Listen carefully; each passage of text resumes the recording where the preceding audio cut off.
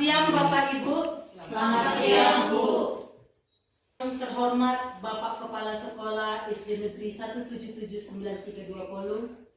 Yang saya hormati Bapak Ibu beserta staf di tempat ini.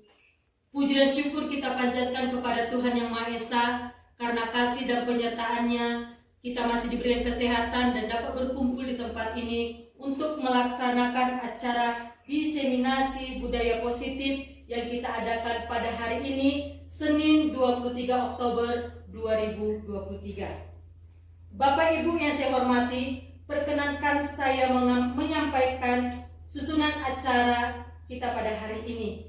Yang pertama, doa pembukaan. Yang kedua, menyanyikan lagu kebangsaan Indonesia Raya. Yang ketiga, sambutan dari Bapak Kepala Sekolah. Yang keempat, acara inti. Yang kelima, doa penutup. Bapak Ibu yang saya hormati, marilah kita membuka acara ini dengan doa yang dipimpin oleh Ibu Simamora. Waktu dan tempat kami persilakan. Mari kita bersatu dalam doa. Segala puji dan hormat kami persembahkan kepada Tuhan pada siang hari ini, karena kasih karunia yang telah diberikan Tuhan kepada kami, sehingga kami boleh semua ada di sini, guru SD 1779320. Adapun Tuhan, kesempatan ini adalah diseminasi penebarluasan ide budaya positif, suatu informasi tentang pendidikan. Kami Tuhan adalah manusia yang lemah, yang banyak belajar. Kiranya pada kesempatan ini Tuhan, Ibu Guru kami, di mana Tuhan membawakan ide baik supaya anak-anak kami untuk hari depan sekolah ini menjadi anak yang bertanggung jawab untuk hari depan. Supaya anak-anak kami untuk hari depan adalah anak yang mandiri, yang kreatif dan inovatif. Itulah Tuhan harapan bangsa kami. Oleh karena itu Tuhan, mampukan kami, mampukan ibu guru kami yang bekerja dalam hal ini. Kami Tuhan ada di sini, kami selalu mendengar Tuhan dan dapat nanti untuk menjalankan semua kegiatan ini untuk hari depan. Kami Tuhan manusia tak mampu, manusia yang banyak melakukan pelanggaran, kiranya ampuni kami Tuhan dari segala dosa yang kami lakukan, sehingga kami Tuhan dapat menerima kasih berkat-Mu. Terpujilah Engkau Tuhan hari ini sampai selama-lamanya. Amin. Amin. Terima kasih. Selanjutnya, marilah kita menyanyikan lagu kebangsaan Indonesia Raya. Hadirin diperkenankan untuk berdiri.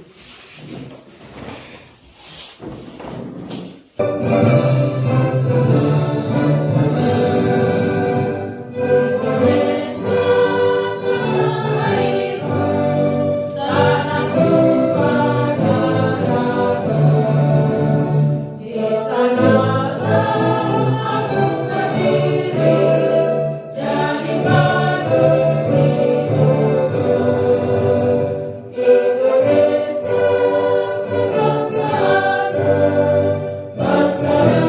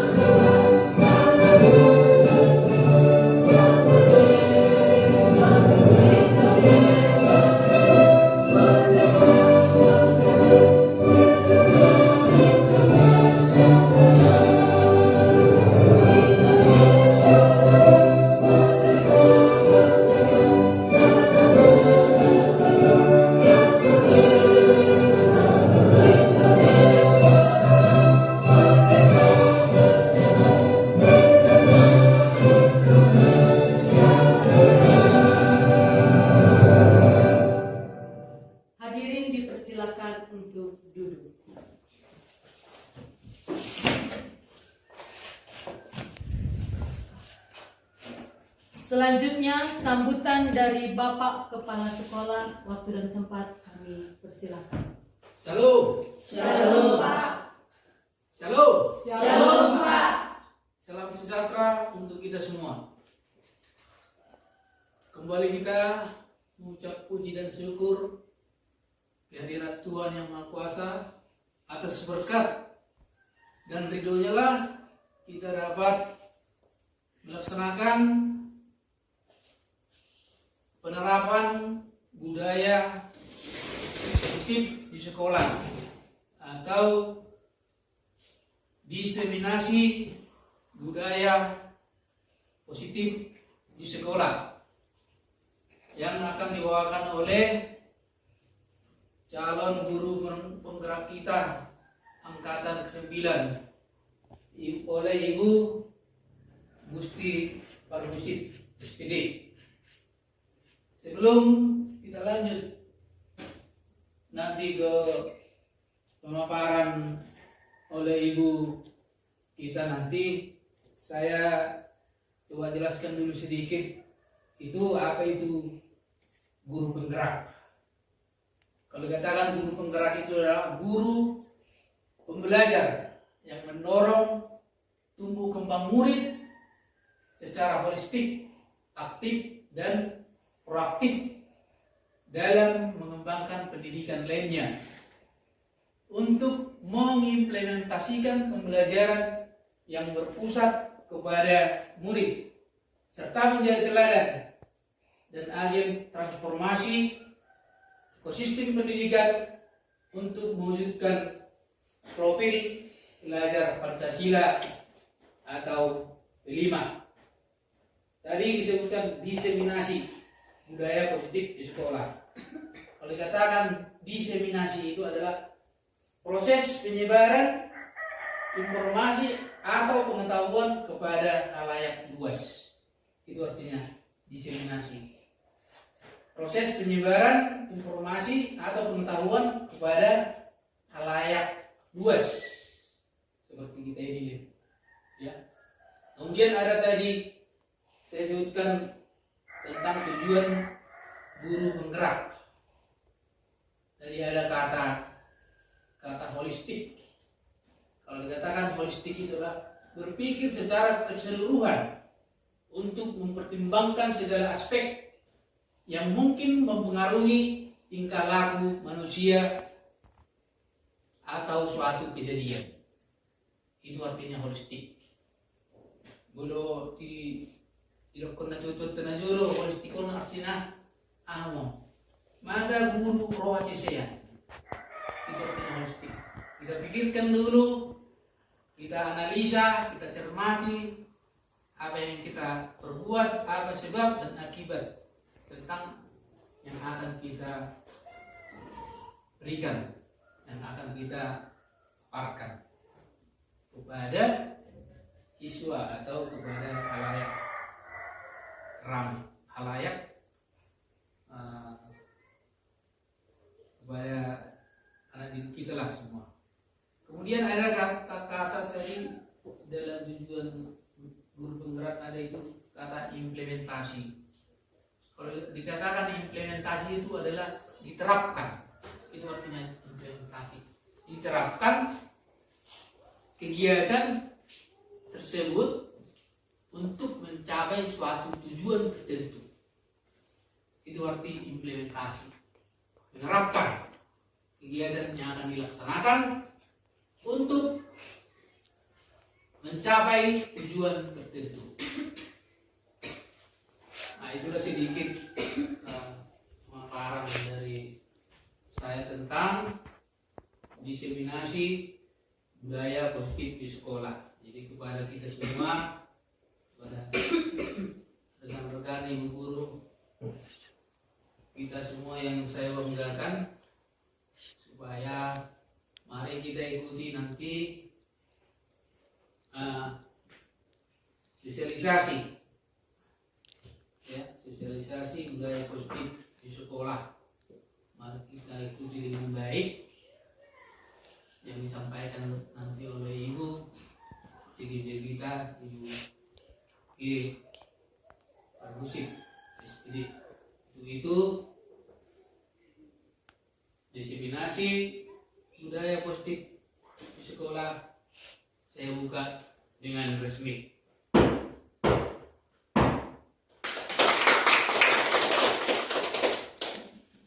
Terima kasih buat sambutan dari Bapak Kepala Sekolah. Selanjutnya acara inti yang dibawakan oleh CGP kita, Ibu Parhusip. Waktu dan tempat kami persilahkan.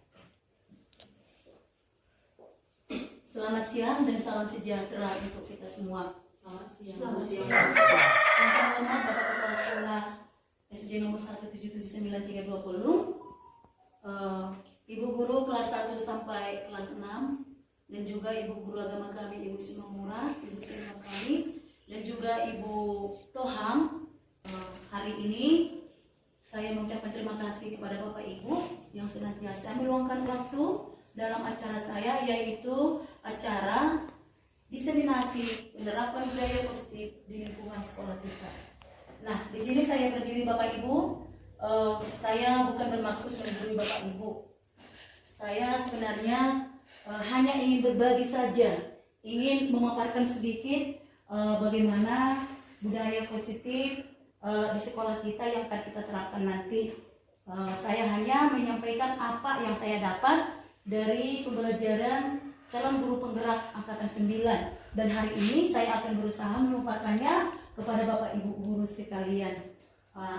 Dan di sini kita akan memulai materinya Bapak Ibu, tapi sebelumnya kita harus paham dulu itu namanya budaya positif. Budaya positif adalah nilai-nilai dan kebiasaan-kebiasaan di sekolah yang berpihak pada peserta didik agar mereka dapat berkembang menjadi pribadi yang kritis, penuh hormat dan bertanggung jawab. Itu dia Bapak Ibu pengertian budaya positif tadi. Terus supaya budaya positif ini bisa kita terapkan di sekolah kita harus membuat atau ada perubahan paradigma. Jadi perubahan paradigma ini Bapak Ibu untuk menciptakan budaya positif, berarti sekolah tentunya perlu menyediakan lingkungan yang positif, aman dan nyaman agar murid-murid mampu berpikir, bertindak dan mencipta dengan merdeka, mandiri dan bertanggung jawab. Nah, sebelum kita masuk materi Bapak Ibu, di sini ada suatu kegiatan. Nah, kegiatan ini nanti untuk cara kita untuk memahami materi selanjutnya, atau menemui teman kita dua orang, misalnya kayak Ibu Panjaitan sama Ibu Resma. Misalnya Bapak Ibu bayangkan dulu ada sesuatu yang berharga di tangan Bapak Ibu, di kepala di tangan Bapak Ibu. Kita bayangkan ada sesuatu yang berharga di sini, namanya sesuatu yang berharga Bapak Ibu ya. Nah, terus sesuatu yang berharga ini tentunya kita harus lindungi. Nah, jadi misalnya Ibu Panjaitan, coba di kepala tangan Ibu, udah Ibu bayangkan sesuatu yang berharga itu ada di genggaman Ibu Panjaitan. Terus Ibu Resma berusaha mengambil sesuatu yang berharga yang di kepala tangan Ibu Panjaitan. Ibu Resma membuat suatu bujukan, terus mengiming-iming, misalnya dia bilang gini, bukalah sesuatu yang berharga di kepala tangan ibu itu, nanti aku kasih uang, kayak gitu. Terus Ibu Panjaitan dia mengepal tangannya, namun kalau Ibu Resma berusaha ingin mengambil semampunya, kalaupun dia tadi sudah dibujuk tidak mau, terus diiming-iming kasih uang tidak mau juga, dengan secara paksaan juga menghardik. Coba Ibu praktekkan dulu. Ibu genggam, Ibu Panjaitan genggam, terus Ibu Resmanya juga ibu yang lain bisa. Misalnya ibu ini, ayo sini Bu. Coba dipraktekkan Bapak Ibu, bagaimana kita melindungi sesuatu yang berharga di dalam tangan kita. Coba Bapak Ibu boleh berusaha membuka kepala tangannya. Oke. Ya. Ayo Bapak Ibu. Coba lihat aja. Apa sih isinya? Coba lihat. Langsung berusaha. Coba paksa Bapak Ibu. Paksa. Gimana caranya?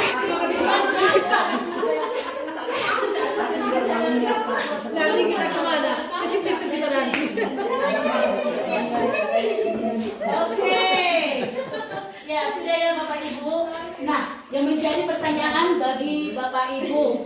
Nah, tadi apakah Ibu Panjaitan membuka kepalan tangannya untuk Ibu Resma? Tidak, Tidak, alasannya apa? karena itu sesuatu yang sangat berharga bagi saya. Oke, memang betul. Terus yang memegang kontrol di sini siapa coba Bapak Ibu? Ibu Panjaitan. Iya, oke. Tentunya jawabnya kita membuka atau menutup kepalan tangan kita itu tergantung kita sendiri Bapak Ibu. Kalau misalnya itu sesuatu berharga dalam diri kita, tentunya kita melindungi. Bagaimanapun usaha orang lain untuk mengambilnya dari kita, kita tetap akan melindunginya. Jadi yang memegang kontrol di sini kita sendiri. Ya Bapak Ibu ya, kayak gitu contohnya. Terus jadi dari kegiatan tadi Bapak Ibu, yang memegang kontrol sesungguhnya atau yang memiliki kontrol sesungguhnya adalah diri kita. Nah, di sini Bapak Ibu ada stimulus respon dan teori kontrol. Stimulus respon itu Bapak Ibu tanggapan dari seseorang atau rangsangan dari seseorang untuk kita. Terus teori kontrol itu hal positif. Ya Bapak Ibu, misalnya di sini realitas ya, kebutuhan kita sama. Datang si teori kontrol membilangkan realitas itu atau kebutuhan kita berbeda. Itu dia positifnya, berarti kontrolnya itu berbeda, positif. Terus stimulus responnya lagi, kita mencoba mengubah orang agar berpandangan sama dengan kita. Terus datang teori kontrol, setiap orang memiliki gambaran yang berbeda. Terus orang lain bisa mengontrol saya. Itu stimulus respon ya Bapak Ibu. Terus teori kontrolnya, hanya Anda yang bisa mengontrol diri Anda. Terus pemaksaan ada pada saat bujukan gagal. Itu stimulus respon ya Bapak Ibu. Terus di teori kontrolnya, kolaborasi dan konsensus menciptakan pilihan-pilihan baru. Terus yang terakhir Bapak Ibu, stimulus responnya, model berpikir menang kalah. Jadi di teori kontrol, model berpikir menang. Nah, materi yang selanjutnya Bapak Ibu, untuk mewujudkan budaya positif di sekolah kita, bisa dengan kita mengerti dulu apa itu makna disiplin. Dalam budaya kita, makna kata disiplin dimaknai menjadi sesuatu yang dilakukan seseorang pada orang lain untuk mendapatkan kepatuhan. Kita cenderung menghubungkan kata disiplin dengan ketidaknyamanan. Nah, jadi disiplin di sini maksudnya Bapak Ibu, kita melakukan kemampuan atau kemampuan memerintah diri sendiri dalam mengontrol dan menguasai diri untuk memilih tindakan yang mengacu pada nilai-nilai yang kita hargai dengan penuh tanggung jawab tanpa terperintah orang lain. Coba Bapak Ibu untuk melakukan sesuatu itu, apakah dengan karena perintah atau suruhan dari seseorang supaya kita melakukan sesuatu. Jadi di sini arti disiplin itu berarti kita melakukan sesuatu itu dari hati kita, bukan karena paksaan dari orang lain. Contoh, kita melakukan sesuatu, misalnya kita datang tepat waktu untuk ke sekolah, itu bukan karena perintah dari Bapak Kepala Sekolah. Kita melakukan sesuatu itu dari hati kita, yang mana kita melakukannya bukan karena paksaan, ya, bukan karena dorongan, tapi dari niat kita sendiri, Bapak Ibu. Misalnya, saya mau tanya dulu sama Bapak Ibu, apa dengan memberikan hukuman kepada peserta didik, disiplin di sekolah kita bisa berjalan dengan lancar? Tidak harus. Ayo Ibu Semangora. Tidak harus dengan melalui hukuman. Oke. Ibu yang lain? Tidak. Oke. Nah, penerapan disiplin di sekolah kita itu apakah dengan kita adakan konsekuensinya?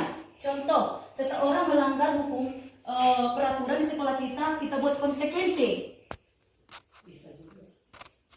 Ibu Gal? Bisa. Oke, Ibu yang lain? Bisa, tetapi bukan dengan hukuman. Oke, nanti di bab selanjutnya akan kita bahas ya Bapak Ibu. Ini hanya pembuka saja. Nah, jadi dari yang kita bilangkan tadi itu berarti kita tidak boleh melakukan hukuman untuk melakukan sesuatu atau menciptakan disiplin di sekolah kita. Nah, jadi Bapak Ibu, saya mau tanya lagi, di kelas Bapak Ibu adakah peraturan kelas? Ada. Nah, peraturan kelas itu kita ambil dari siapa? Dari peserta didik kita kan? Nah, jadi aturan kelas itu kita buat disepakati kah? Disepakati oleh peserta didik dan juga guru. Nah, jadi di dalam keyakinan kelas itu sekarang saya mau tanya dulu. Di kelas kita terapkan namanya peraturan kelas. Contoh, peraturan kelas 1. Nah, misalnya tidak boleh membuang sampah di kelas. Tidak boleh meludah di lantai. Kira-kira seperti itu ya Bapak Ibu. Nah, dari aturan tadi yang sudah kita sepakati, kita ubah dia menjadi keyakinan. Nah, mungkin Bapak Ibu bertanya kayak gini, kenapa Ibu Parusit tadi bilangkan keyakinan? Nah, apa beda aturan kelas dengan keyakinan? Kenapa CGP memakai dengan keyakinan? Nah, itu dia tadi Bapak Ibu, aturan itu dibuat oleh kelas itu, disepakati oleh kelas itu, dan siapa yang melanggar akan ada konsekuensinya Bapak Ibu. Tapi kalau dia keyakinan kelas yang kita buat, misalnya dari peraturan tadi tidak boleh membuang sampah di kelas. Nah, jadi dari keyakinan ini, dari aturan ini kita geser menjadi keyakinan.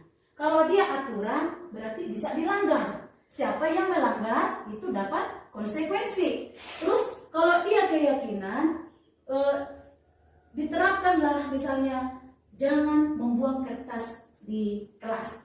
Dari sinilah tergeser dia menjadi keyakinan dalam diri si anak. Berarti aturan itu merupakan masih pemaksaan dari orang lain. Misalnya dibuat gurunya, ya kan? Aturan kelas dibuat gurunya, disepakati anak-anak. Tapi kalau keyakinan, misalnya itu tadi tidak boleh membuang sampah di kelas. Berarti datang si anak, oh ternyata kalau saya membuang sampah di kelas kami akan kotor, nampak tidak rapi. Berarti sudah dari keyakinan dia. Itu bedanya Bapak Ibu ya. Jadi peraturan kelas digeser menjadi keyakinan kelas. Keyakinan itu tumbuh dari dalam diri peserta didik. Nah, jadi dari keyakinan kelas yang timbul tadi, itulah yang dinamakan dengan nilai-nilai kebajikan Bapak Ibu. Nah, nilai-nilai kebajikan itu termasuklah itu yang kita pelajari sekarang, yaitu kurikulum Merdeka Belajar yang tertuang di dalam profil pelajar Pancasila. Apa itu Bapak Ibu? Ada 6. Apa itu? Di profil Pancasila, nilai-nilai kebajikan yang ada di profil pelajar Pancasila, yaitu beriman dan bertakwa kepada Tuhan Yang Maha Esa, berakhlak mulia, terus berpikir kritis, mandiri, berkebinekaan global, bergotong royong, mandiri, kreatif, bernalar kritis. Nah, kira-kira seperti itu Bapak Ibu. Inilah nilai-nilai kebajikan yang ada pada diri anak-anak kita yang tergeser dari aturan tadi menjadi keyakinan kelas. Jadi anak-anak nanti kalau misalnya membuat sesuatu pelanggaran bukan karena aturan. Aturan itu tadi kan karena dipaksa, bisa saja di atas inisiatif gurunya sendiri. Jadi karena sudah tergeser dari aturan menjadi keyakinan kelas. Jadi anak-anak itu sudah menanamkan dalam hatinya, oh inilah keyakinan kelas yang tidak boleh saya langgar. Nah, kira-kira seperti itu Bapak Ibu ya. Oke, ice breaking dulu kita Bapak Ibu. Karena ini siang, kemungkinan Bapak Ibu agak sedikit ngantuk. Nah, sekarang kita ice breathing dulu. Bapak Ibu boleh maju ke tengah. Kita buat dulu ice breathing kita. Oke. Ayo mari berdiri Bapak Ibu. Oke, semua kita. Ayo, sini Bu, Ibu. Sambungnya apa?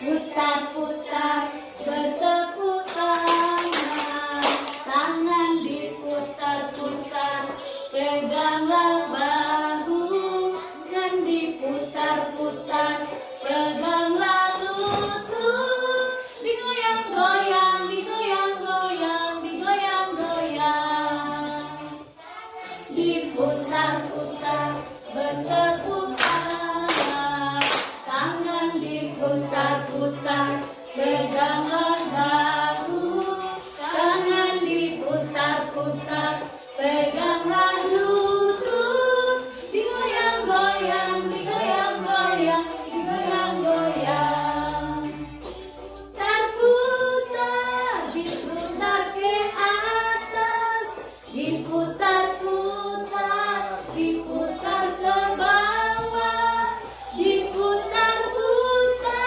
diputar ke kanan, diputar-putar, diputar ke kiri. Ayo.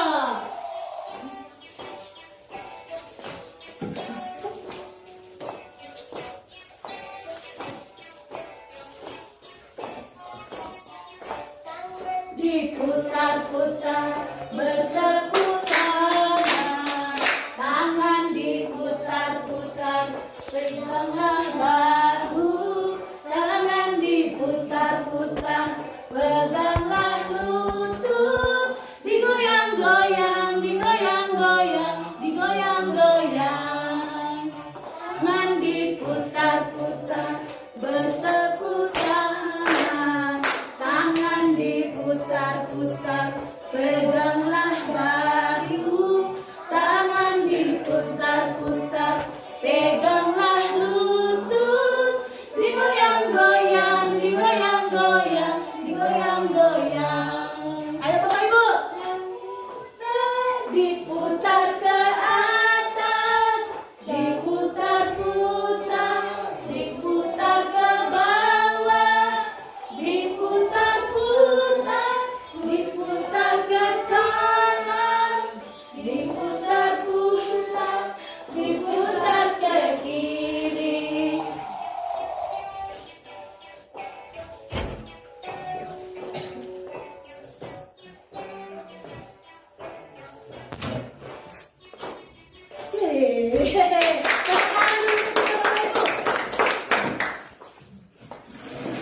Nah, itu dia tadi Bapak Ibu ya. Berarti encoknya udah sembuh. Kita lanjut Bapak Ibu. Dari penerapan disiplin tadi, berarti terbentuklah murid-murid yang berkarakter, berdisiplin, santun, jujur, peduli, tanggung jawab, dan menjadi pembelajar sepanjang hayat. Nah, jadi kalau kita biasakan disiplin positif di lingkungan sekolah kita, maka itu dia tadi murid-murid kita akan mendapat yaitu berkarakter, jujur, dan paling utama itu bertanggung jawab. Oke, kita lanjut materi selanjutnya Bapak Ibu, yaitu teori motivasi, hukuman, dan penghargaan serta restitusi. Oke, di sini Bapak Ibu ada 3 motivasi perilaku manusia, yaitu untuk menghindari ketidaknyamanan atau hukuman. Yang kedua itu untuk mendapatkan imbalan atau penghargaan dari orang lain. Yang ketiga itu untuk menjadi orang yang mereka inginkan dan menghargai diri sendiri dengan nilai-nilai yang mereka percaya. Apa itu Ibu, Bapak Ibu yang untuk menghindari ketidaknyamanan atau hukuman? Contoh, kita melakukan sesuatu, ada pertanyaan seperti ini Bapak Ibu. Kalau aku melakukan ini, bagaimana ya? Nah, itu berarti untuk menghindari ketidaknyamanan atau hukuman. Kalau kita melakukan ini, tentunya ada konsekuensinya kan? Nah, itu dia. Terus yang kedua, untuk mendapatkan imbalan atau penghargaan dari orang lain. Nah, kalau aku melakukan ini, hasilnya bagaimana ya? Nah, tentunya kalau kita melakukan sesuatu, tentunya kita mendapat imbalan. Contohnya, kita mendapat penghargaan dari orang yang sudah kita kasih kesepakatan. Kalau kamu melakukan ini, tentunya kamu mendapat ini, yaitu penghargaan tadi Bapak Ibu. Terus untuk menjadi orang yang mereka inginkan dan menghargai diri sendiri dengan nilai-nilai yang mereka percaya. Contohnya, untuk melakukan sesuatu itu, tentunya dia merasa apa yang ada pada dirinya sendiri, misalnya kemampuannya, kebolehannya, itu dia Bapak Ibu. Untuk yang ketiga itu untuk menjadi orang yang mereka inginkan dan menghargai diri sendiri dengan nilai-nilai yang mereka percaya, itu dia. Berarti di sini kemampuan dia sendiri ya Bapak Ibu. Terus hukuman dan penghargaan. Di sini Bapak Ibu ada suatu kegiatan. Nah, kita juga bisa baca ya Bapak Ibu. IPA kurang menguasai pelajaran matematika, sehingga pada saat pembelajaran tersebut berlangsung, dia lebih banyak berdiam diri atau menggambar di buku pelajarannya. Pada saat guru matematikanya Pak Seno menanyakan pertanyaan, IPA menjadi gugup dan tak sengaja menjatuhkan tasnya dari kursi, serta tiba-tiba menjadi gagap pada saat berupaya menjawab. Seluruh kelas pun tertawa melihat perilaku IPA yang bicara tergagap dan terkejut tersebut. Pak Seno pada saat itu membiarkan teman-teman IPA menertawakan IPA yang tergagap dan malu luar biasa, dan malahan minta IPA untuk maju ke depan dan berdiri di depan kelas sambil menunjuk hidungnya karena tidak bisa menjawab pertanyaan Pak Seno. Kelas makin gaduh dan anak-anak pun tertawa melihat IPA di depan kelas memegang ujung hidungnya. Nah, menjadi pertanyaan Bapak Ibu, apakah Bapak Ibu setuju dengan tindakan Pak Seno terhadap IPA? Tidak setuju. Mengapa Bu? Karena dengan cara itu juga termasuk membuli. Iya, iya betul. Terus menurut Bapak Ibu, tindakan Pak Seno terhadap IPA adalah sebuah hukuman atau konsekuensi? Konsekuensi. Menurut Bapak Ibu, ayo dari itu yang kita baca tadi, menurut Bapak Ibu, hukumankah atau konsekuensi? Hukuman itu. Ya, itu pastinya hukuman ya. Maju ke depan. Berdiri kau di sini sambil pegang hidung. Itu hukuman Bapak Ibu ya. Oke. Nah, kita lanjut materi selanjutnya ya Bapak Ibu. Sekarang kita pahami apa itu hukuman, konsekuensi dan restitusi. Hukuman itu perilakunya menghardik Bapak Ibu. Terus hukuman itu mukanya marah untuk menghukum sesuatu ya, menghukum anak. Terus hukuman itu menjangkitkan Bapak Ibu. Nah, terus murid akan tersakiti. Itu dia kalau hukuman. Nah, konsekuensi sesuatu harus terjadi. Jadi tidak nyaman untuk murid. Untuk jangka pendek itu tidak nyaman untuk murid Bapak Ibu. Nah, nanti kita di materi selanjutnya akan lebih detail apa itu hukuman, apa itu konsekuensi. Tapi ini hanya gambaran saja dulu. Terus restitusi. Restitusi itu Bapak Ibu merupakan pilihan ya Bapak Ibu. Restitusi itu merupakan pilihan yang akan kita terapkan ke anak. Terus menguatkan anak. Terus anak mendapatkan ganti atau korban mendapatkan ganti. Murid atau anak mendapatkan penguatan. Seperti itu Bapak Ibu. Nanti di materi selanjutnya itu ada kita bahas ya Bapak Ibu. Nah, di sini juga ada dihukum oleh penghargaan.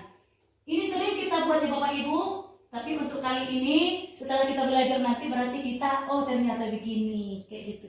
Nah, gini saya baca biar lebih cepat ya Bapak Ibu. Ibu Anas guru kelas 2 SD mendapatkan masalah. Murid-muridnya tidak bisa tertib berdiri antri di depan kelas setelah jam istirahat usai. Ini tentunya sangat mengganggu proses pembelajaran di mana kelas tidak dapat mulai tepat waktu karena Ibu Anas sibuk menenangkan murid-muridnya untuk waktu yang cukup lama. Akhirnya Bu Anas berpikir cepat dan mengandalkan stiker bintang. Setiap murid-muridnya akan masuk ke kelas usai jam istirahat. Bu Anas akan mengiming-iming muridnya dengan stiker bintang. Siapa yang dapat berdiri lurus dan berbaris rapi antri di depan pintu dapat bintang dari ibu. Itu kata dia, kata Ibu Anas ya. Sebagian besar murid-muridnya menyambut tantangan tersebut dan langsung berdiri rapi di depan pintu agar mendapatkan stiker bintang. Hal ini terus dilakukan Bu Anas selama beberapa minggu karena cukup berhasil membuat murid-muridnya berdiri rapi antri di depan pintu. Sampai pada suatu saat Bu Anis sakit dan terpaksa digantikan oleh Pak Heru. Pak Heru tidak mengetahui tentang stiker bintang tersebut dan benar saja pada saat masuk kelas usai jam istirahat, murid-murid kelas 2 kembali berebutan masuk ke kelas. Apa yang terjadi Bapak Ibu? Itu dia tadi. Berarti Bu Anas di sini menerapkan menghukum dengan penghargaan, ya kan? Menghukum dengan penghargaan. Siapa yang berbaris rapi nanti akan saya kasih stiker.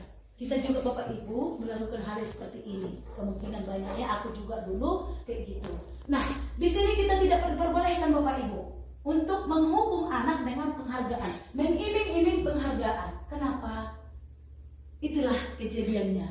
Suatu saat Bu Anas sakit diganti oleh Pak Heru. Ternyata Pak Heru tidak tahu apa trik yang dibuat Bu Anas. Maka anak-anak kembali berebutan masuk ke kelas. Jadi untuk memberikan kado atau memberikan sesuatu penghargaan kepada anak itu kurang efektif ya Bapak Ibu. Nah, restitusi itu adalah merupakan solusi bagi anak yang melakukan kesalahan. Nah, jadi di sini materinya Bapak Ibu. Restitusi, sebuah pendekatan untuk menciptakan disiplin positif. Restitusi adalah proses menciptakan kondisi bagi murid untuk memperbaiki kesalahan mereka sehingga mereka bisa kembali pada kelompok mereka. Ya, restitusi juga membantu murid menjadi lebih memiliki tujuan, disiplin positif dan memulihkan dirinya setelah berbuat salah. Penekanannya bukanlah pada bagaimana berperilaku untuk menyenangkan orang lain atau menghindari ketidaknyamanan, namun tujuannya adalah menjadi orang yang menghargai nilai-nilai kebajikan yang mereka percayai. Kita lanjut dengan materi selanjutnya, yaitu kebutuhan dasar manusia dan dunia berkualitas. Nah, kita juga Bapak Ibu dari materi ini kita sudah langsung terbayang ya, kebutuhan manusia itu apa saja ya, kayak gitu. Nah, jadi kebutuhan manusia itu ada itu kebutuhan untuk bertahan hidup. Yang kedua, kasih sayang dan rasa diterima. Ini sering kita ya Bapak Ibu. Terus kebebasan, terus kesenangan dan penguasaan. Nah Bapak Ibu, kita sebagai pendidik kadang kita tidak menyadari anak-anak kita sering melakukan kesalahan karena apa. Jadi dari sini kita bisa melihat anak-anak itu melakukan suatu perbuatan yang bertentangan dengan nilai-nilai kebajikan, yaitu nilai-nilai kebajikan tadi, yaitu yang ada di profil belajar Pancasila Bapak Ibu, atau melanggar peraturan. Hal itu sebenarnya dikarenakan mereka gagal memenuhi kebutuhan dasar mereka. Contohnya kebutuhan bertahan hidup. Kalau kita masuk di kebutuhan bertahan hidup ini, berarti kita perlu makan dan minum Bapak Ibu. Terus kebutuhan untuk disayangi, berarti kita butuh kasih sayang dari keluarga, dari teman. Bahkan di sini Bapak Ibu ada peliharaan kita, binatang peliharaan kita. Kita juga butuh kasih sayang dari itu yang dekat dengan kita. Terus kebutuhan penguasaan. Itu dia tadi sudah saya singgung di materi sebelumnya Bapak Ibu. Nah, penguasaan ini atau kebutuhan pengakuan atas kemampuan. Jadi kalau misalnya anak-anak kita berprestasi, kita kasih dia perhatian, misalnya kita kasih dia tepuk tangan karena dia berprestasi Bapak Ibu. Itu penguasaan atau kebutuhan pengakuan atas kemampuan yang dimiliki ya Bapak Ibu. Terus kebutuhan akan kesenangan. Nah, kebutuhan akan kesenangan ini yaitu kebutuhan untuk mencari kesenangan, bermain dan tertawa. Jadi selama ini kadang kita menyepelekan ya Bapak Ibu, apalagi anak-anak SD itu kalau salah satu kebutuhannya tidak terpenuhi, misalnya tidak ada kasih sayang dari orang tua ke anak, itulah kadang anak ini tidak bahagia belajar di kelas. Terus kalau kebutuhan di rumah orang tua tidak terpenuhi, misalnya makanan dan minuman, misalnya anak-anak ini tidak terpelihara makanan dan minumannya, terpengaruh juga untuk kondisi di kelas. Terus itu kesenangan, ya, kebutuhan akan kesenangan. Jadi anak-anak perlu misalnya bermain. Makanya gak salah pemerintah kita buatkan PAUD tempat bermain, belajar sambil bermain. Jadi anak-anak sekolah dasar juga seperti itu Bapak Ibu. Nah, jadi kita harus melihat kebutuhan apa yang tidak dimiliki oleh si anak. Jadi kalau si anak misalnya melakukan sesuatu pelanggaran, terus kita harus teliti kebutuhan mana yang tidak dimiliki anak ini. Misalnya anak-anak kita datang terlambat ke sekolah, sudah melanggar aturan kan, sudah melanggar nilai-nilai kebajikan, sudah melanggar keyakinan kelas yang disepakati. Terus kita cari kebutuhan apa yang tidak ada pada diri si anak sehingga dia terlambat. Kemungkinan orang tuanya tidak memantau anaknya, kurang kasih sayang. Seperti itu Bapak Ibu ya. Itulah dia kebutuhan dasar manusia yang 5 tadi. Di sini dunia berkualitas. Nah, dunia berkualitas ini maksudnya Bapak Ibu, murid mempunyai gambaran dunia berkualitas tentunya sebagai guru kita ingin mereka memasukkan hal-hal yang bermakna dan nilai-nilai kebajikan yang hakiki ke dalam dunia berkualitas mereka. Bila guru dapat membangun interaksi yang memberdayakan dan memerdekakan murid, maka murid akan meletakkan dirinya sendiri sebagai individu yang positif dalam dunia berkualitas karena mereka menghargai nilai-nilai kebajikan. Kita kembali ke materi ini ya Bu, karena tadi sudah sempat saya singgung penghukum. Ya, nah penghukum itu menggunakan hukuman fisik maupun verbal. Orang-orang yang menjalankan posisi penghukum senantiasa mengatakan bahwa patuhi aturan saya atau awas kamu selalu saja salah. Itu kalau dia penghukum Bapak Ibu. Nah, jadi di sini kita coba dulu Bapak Ibu tonton videonya ya, biar Bapak Ibu nanti tahu posisi Ibu sekarang di mana.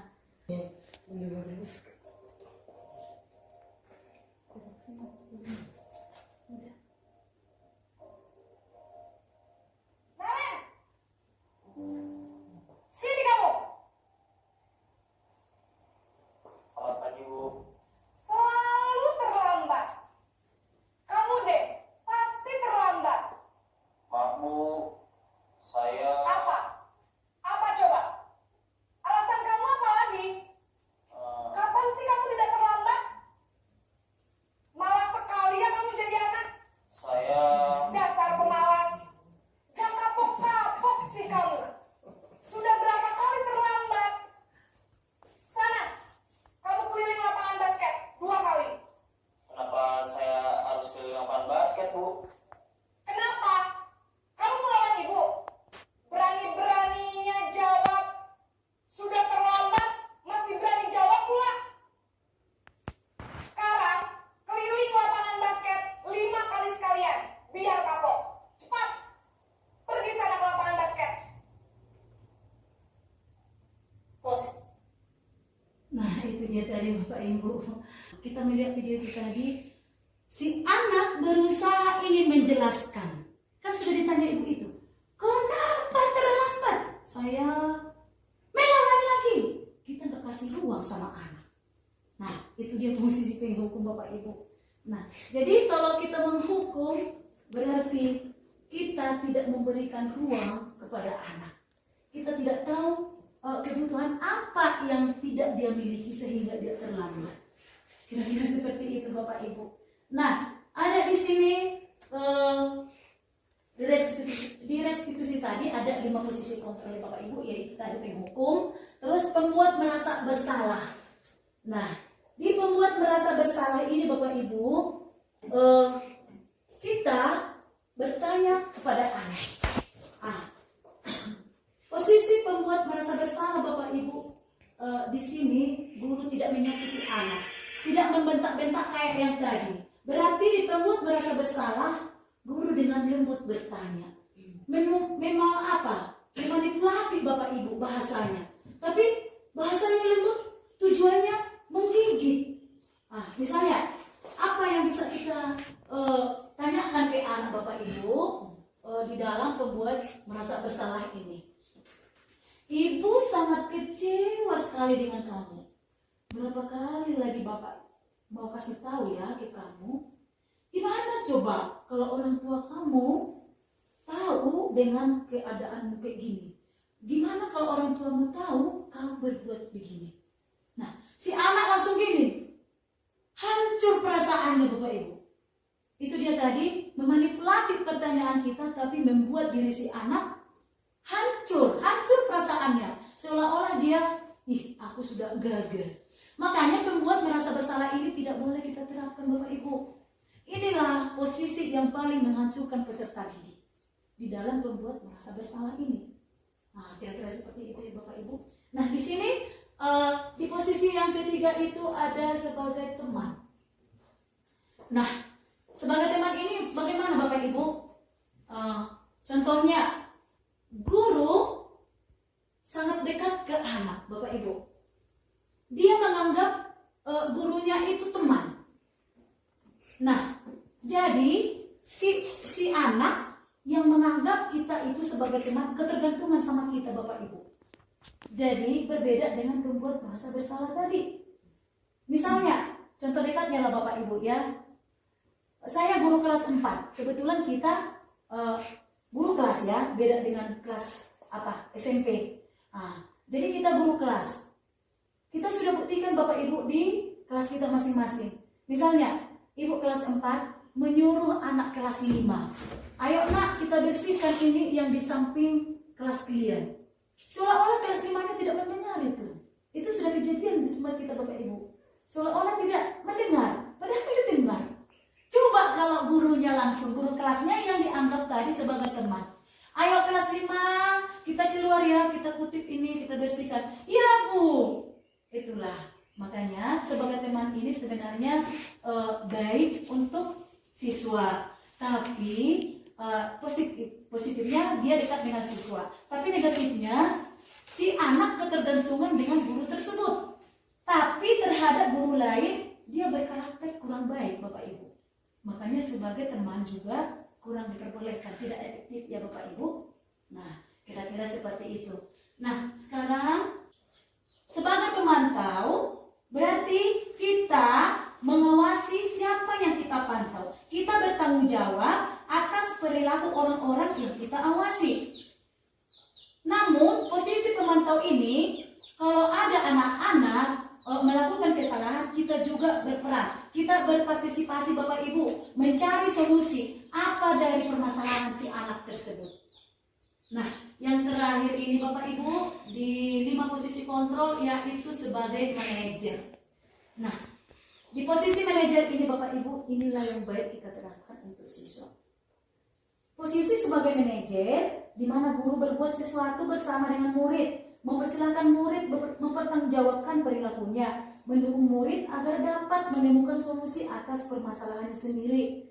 Seorang manajer telah memiliki keterampilan di posisi teman maupun pemantau, dan dengan demikian bisa jadi di waktu-waktu tertentu kembali kepada kedua posisi tersebut bila diperlukan.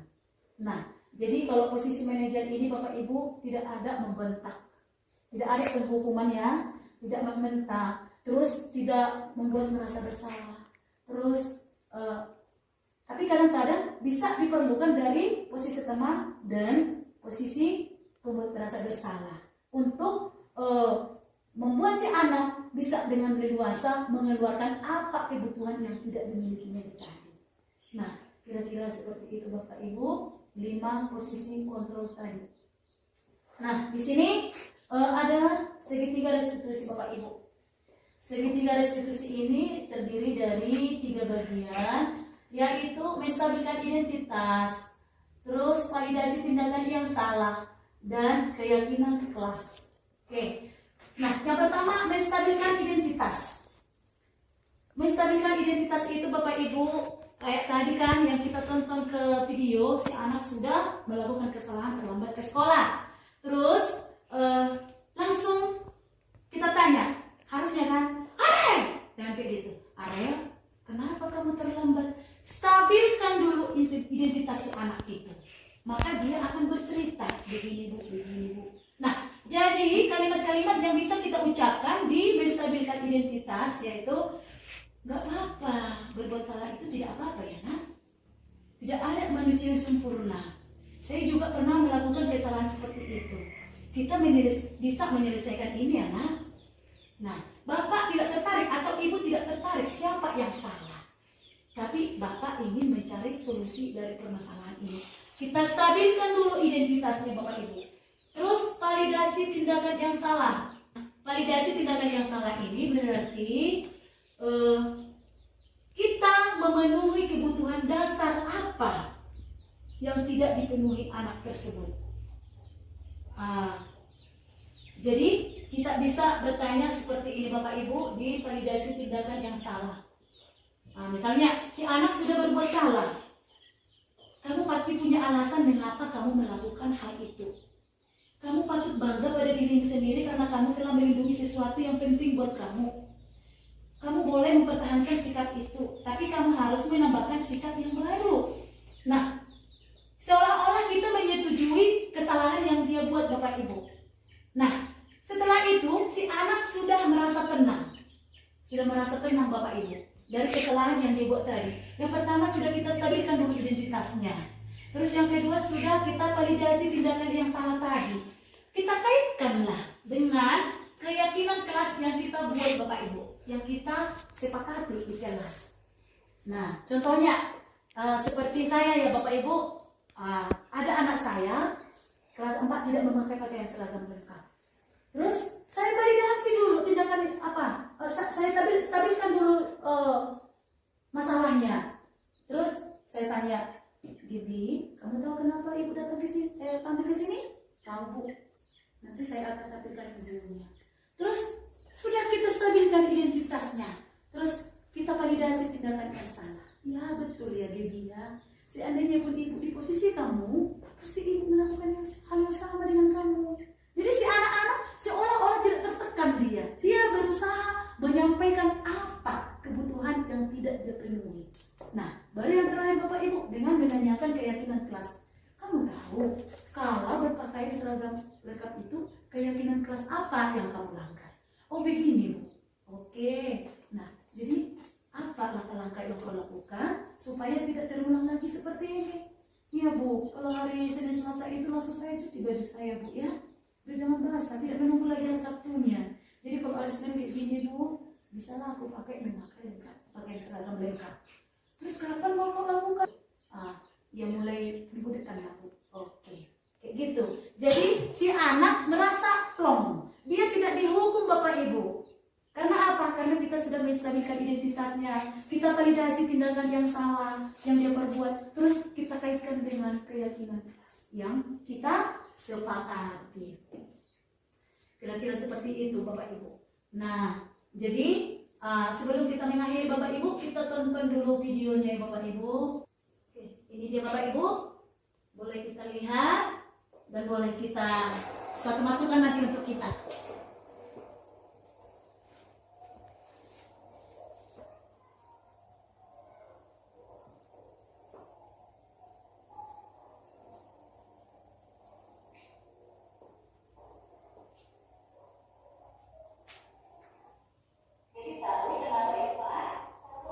Menstabilkan identitas ya Bapak Ibu. Kenapa? Jadi tidak memakai pakaian seragam putih merah?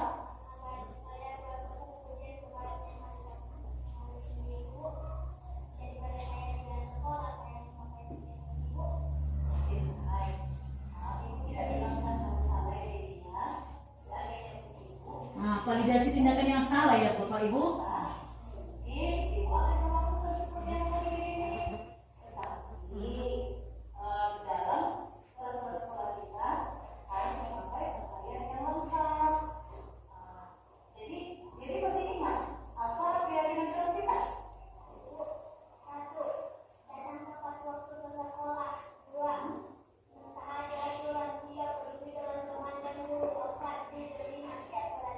Oke, jadi